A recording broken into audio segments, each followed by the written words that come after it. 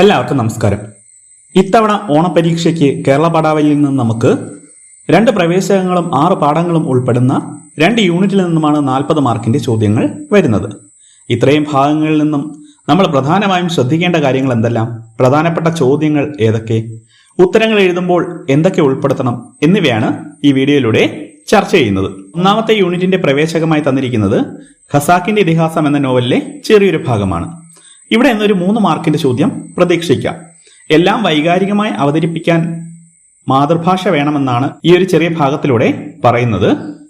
അതുകൊണ്ട് തന്നെ മൂന്നാമത്തെ പാഠമായ മാതൃഭാഷ നമ്മുടെ ഉള്ളിൽ ഒഴുകുന്ന ജീവനദി എന്ന പാഠഭാഗവുമായി ബന്ധപ്പെടുത്തി ഈ ചോദ്യം ചോദിക്കാവുന്നതാണ്.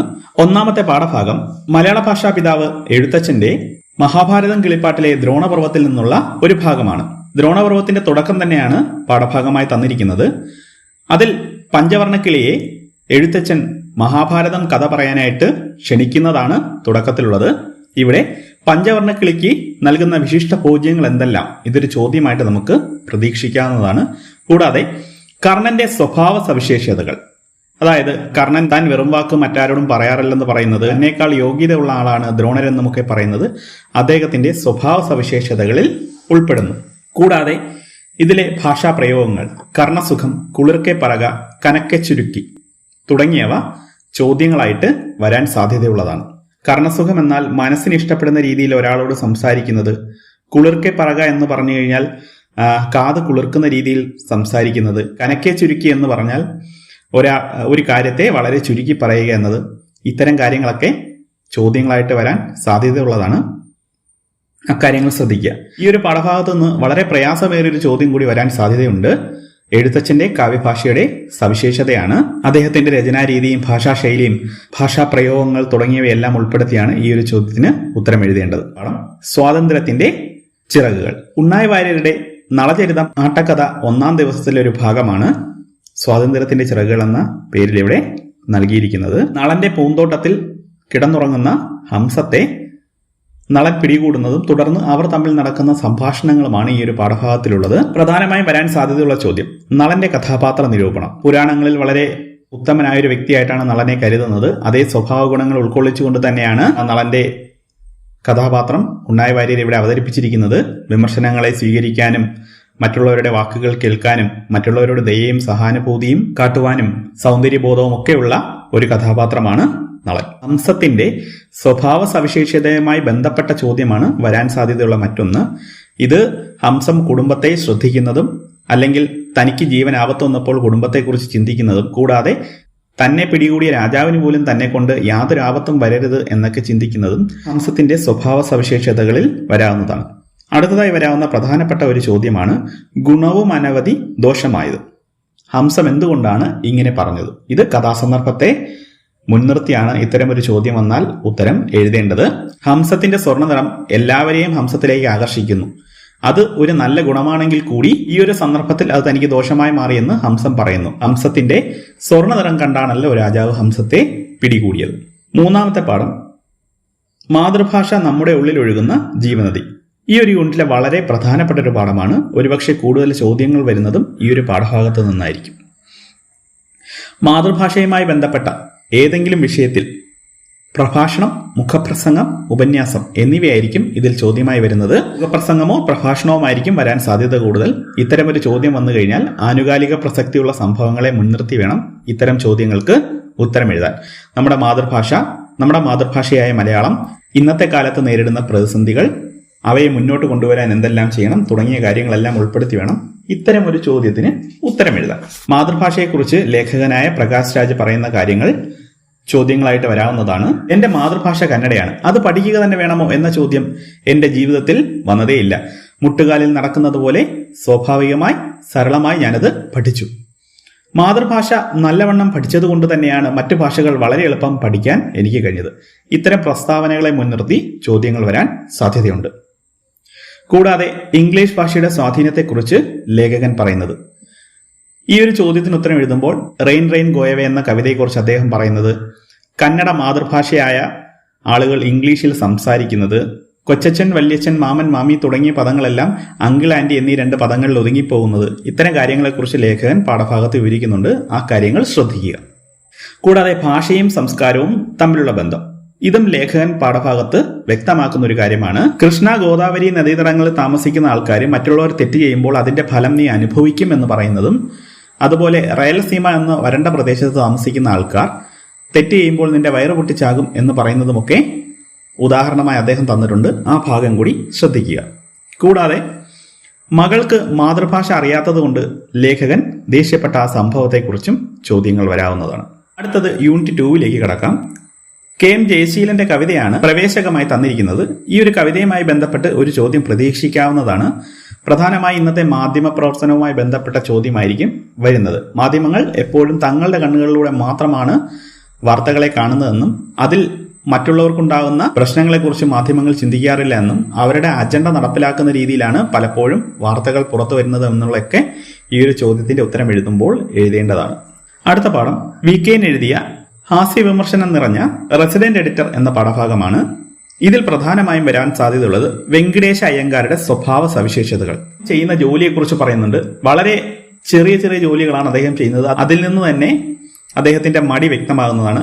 മാത്രമല്ല വെങ്കിടേശ അയ്യങ്കാരെ പുണ്യതീർത്ഥ സ്വാമികൾ അവസാനം കൊതിയൻ എന്നും പ്രത്യുൽപ്പന്നമതിയും എന്ന് വിളിക്കുന്നുണ്ട്. അതായത് ആനമാനങ്ങളോടുള്ള ആഗ്രഹവും മാത്രമല്ല പ്രത്യുൽപ്പന്നമതി എന്ന് പറഞ്ഞാൽ വേണ്ട കാര്യം വേണ്ടതുപോലെ ചെയ്യുന്നത്. ഇതിന് തന്നെ ആ ഒരു പാഠഭാഗത്ത് 2 ഉദാഹരണങ്ങളുണ്ട്. ഒന്ന്, ലാൽ ബഹദൂർ ശാസ്ത്രി നഗരത്തിൽ വരുമ്പോൾ അദ്ദേഹത്തിനെ ശാസ്ത്രികൾ എന്ന് പറഞ്ഞ് വാർത്തകളിൽ എഴുതുന്നത്. കൂടാതെ പുണ്യതീർത്ഥ സ്വാമികളുടെ വീട്ടിൽ പോകുമ്പോൾ അദ്ദേഹത്തെ പട്ടി കടിക്കാൻ വരുമ്പോൾ അദ്ദേഹത്തിന്റെ മുണ്ടൂരി എറിഞ്ഞ് അദ്ദേഹം രക്ഷപ്പെടുന്നത്. ഈ 2 കാര്യങ്ങളും അദ്ദേഹം പ്രത്യുൽപ്പന്നമതിയാണെന്ന് തെളിയിക്കുന്നതാണ്. ഇക്കാര്യങ്ങളെ ഉൾക്കൊണ്ട് കവിത എഴുതുക. ഇക്കാര്യങ്ങളെ ഉൾക്കൊണ്ട് ഉത്തരം എഴുതുക. കൂടാതെ VK കൃതികളിലെ ആക്ഷേപഹാസ്യം റെസിഡന്റ് എഡിറ്റർ എന്ന കഥയെ ആസ്പദമാക്കി എഴുതുക. ഈ ഒരു ചോദ്യം എഴുതുമ്പോൾ ശ്രദ്ധിക്കേണ്ട കാര്യം,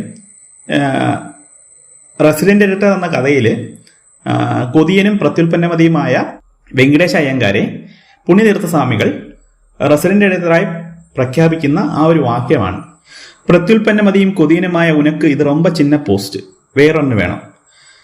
இந்த നിമിഷം മുതൽ ചെത്തുപോകും വരയ്ക്കും നീ നമ്മ പത്രത്തോട് റെസിഡന്റ് എഡിറ്റർ എന്ന് പറയുന്ന ഈ ഒരു വാക്യത്തിൽ എല്ലാ പരിഹാസവും നിറഞ്ഞിട്ടുണ്ട്. ചീഫ് എഡിറ്റർ എന്ന പദവിയിലിരുത്തിയാൽ അദ്ദേഹം അതിന് യോഗ്യനല്ലെന്നും അതിനാൽ തന്നെ ഇദ്ദേഹത്തിന്റെ ഈ ആവശ്യങ്ങളെ, തുടർച്ചയായിട്ടുള്ള ആവശ്യങ്ങളെ ഒതുക്കാൻ വേണ്ടി അദ്ദേഹം റെസിഡന്റ് എഡിറ്റർ എന്ന പദവി നൽകി ഒതുക്കുകയാണെന്നുമാണ് ഈ ഒരു വാക്യം സൂചിപ്പിക്കുന്നത്.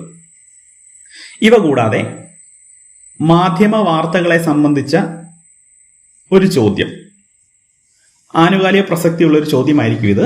മുഖപ്രസംഗമോ പ്രഭാഷണമോ തയ്യാറാക്കാനായിരിക്കും ഇത്തരമൊരു ചോദ്യം വരുന്നത്. ഇത്തരം ചോദ്യങ്ങൾ വരുമ്പോൾ നമ്മുടെ വാർത്താമാധ്യമങ്ങൾ അടുത്ത കാലത്തായിട്ട് കാട്ടുന്ന അവരുടേതായ അജണ്ടകൾ അടിച്ചേൽപ്പിക്കാൻ നടത്തുന്ന ശ്രമങ്ങൾ, കൂടാതെ വാർത്തകളിൽ വരുന്ന പിഴവുകൾ, തെറ്റായ വാർത്തകൾ തുടർച്ചയായിട്ട് പറഞ്ഞ് അവയെ സത്യമെന്ന ജനങ്ങളെ വിശ്വസിപ്പിക്കുവാൻ നടത്തുന്ന ശ്രമങ്ങൾ തുടങ്ങിയവയെല്ലാം ഉൾപ്പെടുത്തണം. അടുത്ത പാഠഭാഗം അന്നന്നത്തെ മോക്ഷം. PN ഗോപികൃഷ്ണൻ എഴുതിയ ഒരു കവിതയാണ് അന്നന്നത്തെ മോക്ഷം. ഇതിൽ നിന്ന് ശ്രദ്ധിക്കേണ്ട ഭാഗം, വലം കൈയിൽ ഒരു വിരൽ കൂടി മുളച്ചതായി തോന്നി. ഇതെന്ന് പറയുന്നത് നവമാധ്യമങ്ങൾക്ക് നമ്മുടെ ജീവിതത്തിലുള്ള സ്വാധീനത്തെയാണ് സൂചിപ്പിക്കുന്നത്. ഇതുകൂടാതെ മൊബൈലുകളിലൂടെ എന്തും ഷെയർ ചെയ്യാനുള്ള ആ ഒരു വ്യഗ്രതയാണ് അധികമായിട്ട് കിളിച്ച വിരൽ എന്ന് കവി ഇവിടെ പറയുന്നത്. നവമാധ്യമങ്ങൾ മനുഷ്യജീവിതത്തിൽ ചെലുത്തിയ സ്വാധീനം എന്ന വിഷയത്തിൽ ഉപന്യാസമോ മുഖപ്രസംഗമോ പ്രഭാഷണമോ ചോദിക്കാവുന്നതാണ്. ഒരു തമാശ കൊണ്ട് 150 പേരെ ഊട്ടി. ഈ ഒരു പ്രസ്താവന തന്നിട്ട് ചോദ്യമായിട്ട് വരാവുന്നതാണ്. നവമാധ്യമങ്ങൾ ഒരു വ്യക്തിയിൽ ചെലുത്തുന്ന സ്വാധീനമാണ് വരികളിൽ കാണാൻ കഴിയുന്നത്. നമ്മുടെ ജീവിതത്തിൽ നവമാധ്യമങ്ങളായ ഫേസ്ബുക്ക്, ട്വിറ്റർ, ഇൻസ്റ്റഗ്രാം, യൂട്യൂബ് തുടങ്ങിയവയെല്ലാം എത്തരത്തിലാണ് ബാധിക്കുന്നത്, നമ്മുടെ ജീവിതത്തിൽ ഓരോ ദിവസവും എത്രത്തോളം സമയം നാം ഈ നവമാധ്യമങ്ങളിൽ ചിലവഴിക്കുന്നു എന്ന കാര്യം ഓർത്താൽ തന്നെ ഇത്തരമൊരു ചോദ്യത്തിന് ഉത്തരം എഴുതാൻ കഴിയുന്നതാണ്. ഇതുകൂടാതെ വളരെ ഇമ്പോർട്ടന്റ് ആയിട്ടുള്ള ഒരു ചോദ്യം വരാൻ സാധ്യതയുള്ളത് അന്നന്നത്തെ മോക്ഷം എന്ന തലക്കെട്ടിന്റെ പ്രാധാന്യം. മോക്ഷം എന്ന് പറയുന്നത് തന്നെ നമ്മുടെ ഈ ജീവിതത്തിലെ ദുഃഖങ്ങളിൽ നിന്നും ദുരിതങ്ങളിൽ നിന്നുമെല്ലാമുള്ള രക്ഷപ്പെടൽ, അതിനെയാണ് മോക്ഷം എന്ന് പൗരാണികമായിട്ട് പറയുന്നത്. ഇവിടെ അന്നന്നത്തെ മോക്ഷം എന്ന് പറയുന്നതിലൂടെ ഇന്നത്തെ നവമാധ്യമങ്ങളായ ഇൻസ്റ്റഗ്രാം, ഫേസ്ബുക്ക്, യൂട്യൂബ് തുടങ്ങിയവയിൽ ജീവിക്കുന്ന മനുഷ്യർ തങ്ങളുടെ ഏതൊരു പ്രശ്നങ്ങൾക്കും താൽക്കാലികമായ പരിഹാരമാണ് എപ്പോഴും തേടുന്നത്. ആ താൽക്കാലികമായ ആശ്വാസം കണ്ടെത്തുന്നതിനെയാണ് കവി ഈ തലക്കെട്ട് കൊണ്ട് സൂചിപ്പിക്കുന്നത്. ഇതുകൂടാതെ അന്നന്നത്തെ മോക്ഷം, റെസിഡന്റ് എഡിറ്റർ എന്നീ പാഠങ്ങളിലെ മാധ്യമങ്ങളെ താരതമ്യം ചെയ്യാനായിട്ടൊരു ചോദ്യം വരാൻ സാധ്യതയുണ്ട്. അന്നന്നത്തെ മോക്ഷം എന്ന കവിതയിൽ നവമാധ്യമങ്ങളെക്കുറിച്ചും റെസിഡന്റ് എഡിറ്റർ എന്ന പാഠഭാഗത്ത് അച്ചടി മാധ്യമങ്ങളെക്കുറിച്ചുമാണ് പറയുന്നത്. അപ്പൊ ഈ രണ്ട് രംഗത്തെയും താരതമ്യം ചെയ്ത് ഒരു ചോദ്യം എഴുതാൻ ചോദിക്കും. ഈ യൂണിറ്റിലെ വളരെ ഇമ്പോർട്ടന്റ് ആയ മറ്റൊരു പാഠമാണ് വിജയകുമാർ ബ്ലാത്തൂറിന്റെ സ്വർഗത്തിലെ കുട്ടികൾ എന്ന കുട്ടികളുടെ 10 സിനിമകളെ കുറിച്ച് അദ്ദേഹം എഴുതിയ പുസ്തകത്തിലെ ഒരു സിനിമയെക്കുറിച്ചുള്ള വിവരണങ്ങളാണ് തേൻ എന്ന പാഠഭാഗത്തിലൂടെ പറയുന്നത്. ടർക്കിഷ് സംവിധായകനായ സെമി കപ്ലനോഗ്ലു സംവിധാനം ചെയ്ത ഈ സിനിമയിലെ ഏകദേശ രൂപം തന്നെ വിജയകുമാർ ബ്ലാത്തൂർ നമുക്ക് മുന്നിൽ ഈ ഒരു വിവരണത്തിലൂടെ അവതരിപ്പിച്ചിട്ടുണ്ട്. ഈ ഒരു പാഠഭാഗത്തു നിന്ന് പ്രധാനമായിട്ട് വരാൻ സാധ്യതയുള്ള ചോദ്യം യൂസഫ് അല്ലെങ്കിൽ യാക്കൂബ് ഇവരിൽ ആരുടെയെങ്കിലും കഥാപാത്ര നിരൂപണം. അത് വളരെ ഇമ്പോർട്ടന്റ് ആയിട്ടുള്ളൊരു ചോദ്യമാണ്. ഇപ്പൊ യൂസഫിനെ കുറിച്ച് പറയുകയാണെങ്കിൽ കുട്ടിയാണ്, നിഷ്കളങ്കനാണ്, ലജ്ജാലുവാണ്, അന്തർമുഖനാണ്, അവൻ മറ്റുള്ള ആരോടും കൂട്ടുകൂടുന്നില്ല, അവന്റെ അച്ഛനോട് മാത്രമേ കൂട്ടുകൂടുന്നുള്ളൂ. മറ്റൊന്ന് പ്രകൃതിയോട് ഇണങ്ങി ജീവിക്കാനാണ് അവൻ എപ്പോഴും ആഗ്രഹിക്കുന്നത്. മറ്റുള്ള ആളുകളോട് ഇടപഴകുമ്പോൾ ഒട്ടും സംസാരിക്കാത്ത അവൻ പ്രകൃതിയുമായി ഇടപഴകുമ്പോൾ ഒരുപാട് കാര്യങ്ങൾ സംസാരിക്കുന്നതായിട്ട് ആ ഒരു സിനിമയിൽ തന്നെ കാണിക്കുന്നുണ്ട്. പിന്നെ അവന് വരുന്ന വിക്കും അതുമൂലം അവൻ നേരിടുന്ന പ്രശ്നങ്ങളും പ്രതിസന്ധികളും എല്ലാം ഉൾപ്പെടുത്തി യൂസഫിന്റെ കഥാപാത്ര നിരൂപണം എഴുതാവുന്നതാണ്. അടുത്തത് യാക്കൂബ്. ഈ ഒരു സിനിമയിൽ ഏകദേശം പകുതി കഴിയുന്നവരെ ഇദ്ദേഹത്തിന്റെ സാന്നിധ്യമുള്ളൂ. എങ്കിൽ പോലും അതിനുശേഷവും ഓർമ്മകളിലൂടെയും മറ്റുള്ളവരുടെ കാത്തിരിപ്പുകളിലൂടെയും അദ്ദേഹത്തിന്റെ സാന്നിധ്യം വളരെ മികച്ച രീതിയിലാണ് സംവിധായകൻ ഈ ഒരു സിനിമയിൽ അവതരിപ്പിക്കുന്നത്. തന്റെ മകനെ ഏറ്റവും നല്ലതുപോലെ മനസ്സിലാക്കിയിട്ടുള്ള ഒരു അച്ഛനാണ് യാക്കൂബ്. അവന്റെ എല്ലാ പ്രശ്നങ്ങൾക്കും പരിഹാരം കാണാൻ അവന്റെ അച്ഛന് കഴിയുന്നുണ്ട്. അച്ഛൻ എന്ന രീതിയിൽ വളരെ മികച്ചൊരു കഥാപാത്രമാണ് യാക്കൂബ്. മകനെ പ്രകൃതിയെക്കുറിച്ച് പഠിപ്പിക്കുകയും അവന്റെ പ്രശ്നങ്ങൾക്ക് പരിഹാരം കാണാൻ ശ്രമിക്കുകയൊക്കെ ചെയ്യുന്ന ഒരു മികച്ച ഒരു കഥാപാത്രമാണ് യാക്കൂബ്. അടുത്തത് തേൻ എന്ന സിനിമയുടെ പ്രമേയം. അപ്പൊ തേൻ എന്ന സിനിമയുടെ പ്രമേയം എന്ന് പറയുന്നത് നിഷ്കളങ്ക ബാല്യം, വിക്കുള്ള ഒരു കുട്ടി അനുഭവിക്കുന്ന പ്രശ്നങ്ങൾ, അച്ഛനും മകനും തമ്മിലുള്ള ഒരു ആത്മബന്ധം, അതുകൂടാതെ പ്രകൃതിയും മനുഷ്യനും അടുത്തിടപഴകി എങ്ങനെ ജീവിക്കണം എന്നുള്ളതിന്റെയൊക്കെ ഒരു കാര്യങ്ങളാണ് ഈ ഒരു സിനിമയുടെ പ്രമേയമായിട്ട് വരുന്നത്. അടുത്തത് യൂസഫും യാക്കൂബും തമ്മിലുള്ള ആത്മബന്ധം. യൂസഫും യാക്കൂബും തമ്മിലുള്ള ആത്മബന്ധം വളരെ വ്യക്തമായിട്ട് സിനിമയിൽ കാണിക്കുന്നുണ്ട്. അച്ഛൻ പറയുന്ന കാര്യങ്ങളെല്ലാം കേട്ട് വളരെ ചിട്ടയോടെ വളരുന്ന ഒരു കുട്ടിയാണ് യൂസഫ്. അച്ഛൻ പറയുന്ന അനുസരിച്ച് ഓരോ ദിവസവും രാവിലെ അവൻ എഴുന്നേറ്റ് ദിവസം ഏതാണെന്നും അന്നത്തെ പ്രത്യേകത എന്താണെന്നും ഒക്കെ കലണ്ടറിൽ നോക്കി വായിക്കുകയും തുടർന്ന് ചെടികളെക്കുറിച്ചും പൂക്കളെക്കുറിച്ചും അവയിലുള്ള തേനിനെക്കുറിച്ചും എല്ലാം അച്ഛനോട് സംശയം ചോദിക്കുകയും തുടർച്ചയായിട്ട് അത്തരം പ്രകൃതിയിലെ ഓരോ കാര്യങ്ങളും അച്ഛനിൽ നിന്ന് ചോദിച്ചറിയാനും ഒക്കെ ശ്രമിക്കുന്നതെല്ലാം ഈ ഒരു സിനിമയിൽ വളരെ വ്യക്തമായിട്ട് കാണിച്ചിട്ടുണ്ട്. ഇത്തരം കാര്യങ്ങൾ എഴുതുന്നതിലൂടെ അച്ഛനും മകനും തമ്മിലുള്ള ആത്മബന്ധം നമുക്ക് വ്യക്തമായിട്ട് എഴുതാൻ സാധിക്കും. അടുത്തത് പ്രകൃതിയും മനുഷ്യനും തമ്മിലുള്ള ആത്മബന്ധം. ഈ ഒരു സിനിമയിൽ തന്നെ പ്രകൃതിയും മനുഷ്യനും തമ്മിലുള്ള ആത്മബന്ധം യൂസഫിന്റെയും യാക്കൂബിന്റെയും കാട്ടിലൂടെയുള്ള യാത്രകളിലൂടെ പലപ്പോഴും നമുക്ക് കാണാൻ കഴിയും. മാത്രമല്ല ആ മനുഷ്യരെല്ലാം പ്രകൃതിയെ വളരെയധികം ആശ്രയിച്ച് ജീവിക്കുന്നതായിട്ടും സിനിമയിൽ കാണിക്കുന്നുണ്ട്. അവരുടെ ഭക്ഷണം, ആ ഭക്ഷണം എപ്പോഴും പ്രകൃതിയുമായി ബന്ധപ്പെട്ട് നിൽക്കുന്നതാവാനും സംവിധായകൻ ശ്രദ്ധിച്ചിട്ടുണ്ട്. പശ്ചാത്തല സംഗീതമായിട്ട് പ്രകൃതിയിലെ ശബ്ദങ്ങൾ തന്നെയാണ് അദ്ദേഹം ഉപയോഗിച്ചിരിക്കുന്നത്. യാതൊരു വിധത്തിലെ കൃത്രിമ സംഗീതം ഒന്നും തന്നെ അദ്ദേഹം ഇതിലേക്ക് ചേർത്തിട്ടില്ല. അപ്പൊ ഇത്രയും കാര്യങ്ങൾ വളരെ നല്ല രീതിയിൽ വായിക്കുക, പഠിക്കുക, പരീക്ഷ നല്ലതുപോലെ എഴുതുക. എല്ലാവർക്കും വിജയാശംസകൾ.